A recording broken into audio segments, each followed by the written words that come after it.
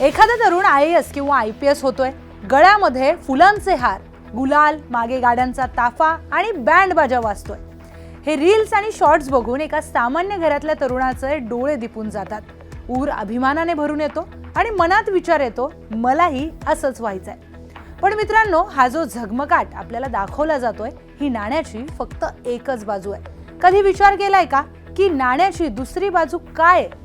ज्या परीक्षेचा success rate 0.1% देखील कमी आहे, तिथे उर्वरित 99.9% तरुणांचं काय होतं? ज्यांचं आयुष्य या दिव्याच्या मोहापायी अंधारात जातं, त्यांच्या संघर्षाची नोंद कोण ठेवतं? आज आपण अशाच एका वास्तवावर बोलणार आहोत, जे नुकतंच बरेलीच्या एका तरुणीच्या निमित्तानं देशासमोर आलंय. नमस्कार, मी प्रियांका. आपण पाहताय न्यूज 18 मराठी. पहिले आपण हे गणित समजून घेऊयात, जे बऱ्याचदा विद्यार्थ्यांना वेळेवर सांगितलं जात नाही.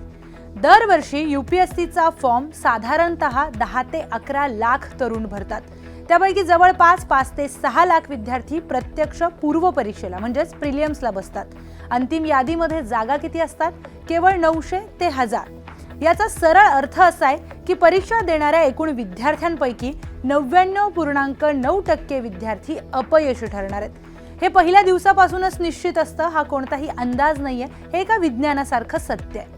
उत्तर प्रदेशातील बरेलीची एक मुलगी याच स्वप्नापायी घराबाहेर पडली. तिने आपल्या आयुष्याची, तारुण्याची, अत्यंत उमेदीची 8 वर्ष एका खोलीत घालवली. 5 वेळा राज्याची PSC दिली. UPSCचे सगळेच्या सगळे अटेम्प्ट संपवले, पण अंतिम यादीमध्ये नाव आलं नाही. आपल्याकडे यशस्वी झालेल्यांचे ढोल ताशे वाजवणारी यंत्रणा खूप मोठी आहे, पण या 99.9% विद्यार्थ्यांच्या वाट्याला जो मानसिक त्रास येतो, त्यावर बोलायला कोणाकडेच वेळ नाहीये. इथे सगळ्यामध्ये मोठा फटका बसतो, तो म्हणजे अपॉर्च्युनिटी कॉस्टचा, ज्याला आपल्या सोप्या भाषेमध्ये वेळेचं नुकसान म्हणू शकतो. वयाची 20 ते 28 वर्ष हा माणसाच्या आयुष्यातील असा काळ असतो जिथे नवीन स्किल्स शिकता येतात, कॉर्पोरेट जगामध्ये पाय रोवता येतात किंवा स्वतःचा एखादा व्यवसाय सुरू करता येतो. जेव्हा एखादा तरुण ही 8 वर्ष फक्त इतिहास, भूगोल आणि राज्यशास्त्राची पुस्तकं पाठ करण्यात घालवतो आणि दुर्दैवाने त्याचं सिलेक्शन होत नाही, तेव्हा वयाच्या 30व्या वर्षी तो नोकरीच्या बाजारामध्ये पूर्णपणे ब्लँक होऊन उभा असतो.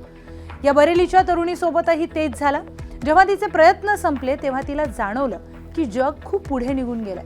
तिच्याकडे ना कॉर्पोरेट कामाचा अनुभव होता, ना आजच्या काळातील तांत्रिक कौशल्य होती. हार न मानता ती गुरुग्राम सारख्या महागड्या कॉर्पोरेट हबमध्ये नोकरी शोधायला गेली. तिथे तिला जी नोकरी मिळाली, तिचा पगार फक्त 18,000 रुपये महिना इतका होता. 8 वर्ष देशाचा कारभार कसा चालवायचा याचा अभ्यास करणाऱ्या बुद्धिमत्तेला आज दिवसाला फक्त 600 रुपयांवर समाधान मानावं लागतंय. गुरुग्राम सारख्या शहरामध्ये 18,000मध्ये काय होतं? मेट्रोचं भाडं, शेअरिंग PGचं भाडं आणि जेवणाचा डबा, यामध्येच सगळे पैसे संपतात. महिन्याच्या शेवटी खिशात 1 रुपयाही उरत नाही. इथे प्रश्न असा पडतोय की चूक नक्की कुठे झाली आहे? स्पर्धा परीक्षेची तयारी करणं चुकीचं आहे का? तर अजिबात नाही. देशसेवा करण्याचं किंवा मोठ्या पदावर जाण्याचं स्वप्न पाहणं हा प्रत्येकाचा हक्क आहे. पण अडचण इथे अशी आहे की आपल्या समाजाने आणि शिक्षण व्यवस्थेने स्पर्धा परीक्षांना करिअर म्हणून नाही, तर आयुष्याचा जुगार बनवून टाकलाय. सगळ्यात पहिला मुद्दा, एकांगी मानसिकता. आपल्याकडे पालकांकडून आणि समाजाकडून असं वातावरण तयार केलं जातं की सरकारी नोकरी म्हणजेच सर्वस्व आहे आणि खाजगी नोकरी म्हणजे काहीच नाही. आणि यामुळे विद्यार्थी करा किंवा मरा अशा मानसिकतेमध्ये जातात. दुसरा महत्त्वाचा मुद्दा म्हणजे पर्यायांचा अभाव. तयारी करून घेणाऱ्या यंत्रणा तुम्हाला अधिकारी कसं व्हायचं हे शिकवतात, कारण त्यामध्ये त्यांचा फायदा आहे. पण जर अधिकारी नाही झालात, तर खाजगी क्षेत्रामध्ये स्वतःला कसं सिद्ध करायचं, रेझ्युमे कसा बनवायचा, मुलाखत कशी द्यायची, याचं मार्गदर्शन करणारी कोणतीही इकोसिस्टम आपल्याकडे उपलब्ध नाहीये. विद्यार्थी जेव्हा 6 ते 7 वर्ष एकाच खोलीत बसून अभ्यास करतात, तेव्हा तो बाह्य जगापासून, नवीन तंत्रज्ञानापासून आणि प्रॅक्टिकल मार्केट स्किल्स पासून पूर्णपणे तुटतो. हीच सर्वात मोठी चिंतेची बाब आहे. या बरेलीच्या मुलीने रडत बसण्यापेक्षा सोशल मीडियावर येऊन संपूर्ण देशातील तरुण वर्गाला एक अत्यंत मोलाचा आणि प्रॅक्टिकल असा सल्ला दिलाय.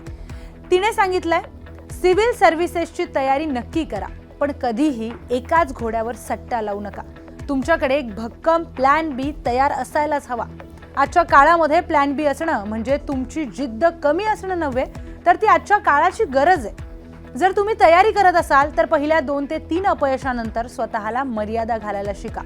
अभ्यासासोबतच digital marketing, data analysis, coding किंवा तुमच्या क्षेत्राशी संबंधित एखादं प्रॅक्टिकल स्किल शिकण्यासाठी दिवसातला 1 तास तरी बाजूला काढा. सरकारी नोकरी मिळाली तर उत्तमच, पण जर नाही मिळाली तर जग संपत नाही. खाजगी क्षेत्रामध्ये देखील टॅलेंटला आणि कष्टाला किंमत मिळते हे स्वतःला वारंवार सांगा.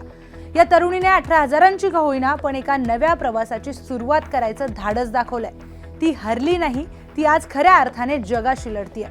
खरा अधिकारी किंवा यशस्वी माणूस तोच असतो जो अपयशाच्या गर्तेतूनही पुन्हा ताटकण्याने उभा राहतो. चमकणाऱ्या नाण्याची ही दुसरी बाजू वेळीच ओळखा, तरच पुढचा प्रवास सुखाचा होईल. तुम्हाला या प्लॅन बी बद्दल काय वाटतं? तुम्ही कधी अशा काही परिस्थितीचा अनुभव घेतलाय का? कमेंट करून आपलं मत आमच्यापर्यंत नक्की पोहोचवा.